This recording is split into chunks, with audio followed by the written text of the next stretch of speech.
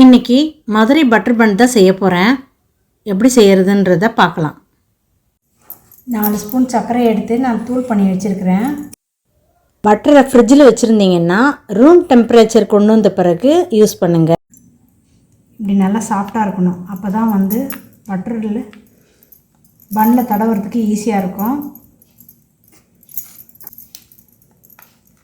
இந்த மாதிரி சாஃப்டாக இருக்கணும். கூலிங் ஆறி அப்போ தான் மிக்ஸ் பண்ணுறதுக்கு ஈஸியாக இருக்கணும்.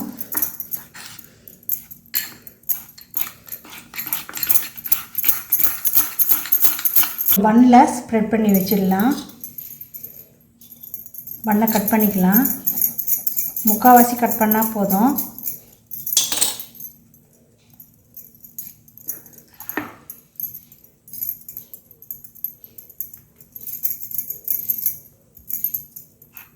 இந்த பக்கமும் தேய்ச்சிடுங்க. அப்போ தான் நல்லாயிருக்கும். 2 பக்கமும் ஸ்ப்ரெட் பண்ணணும் நல்லா.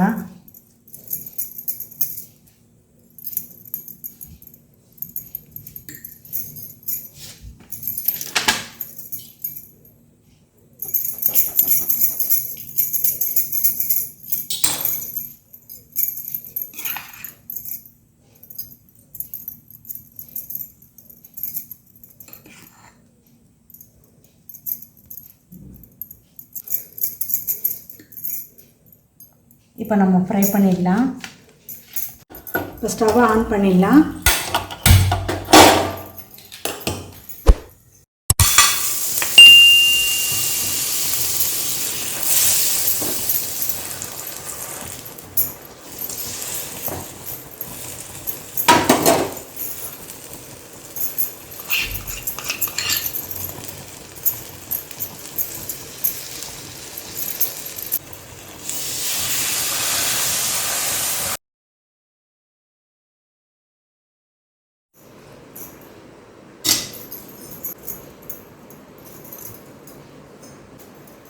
Madurai butter bun ready.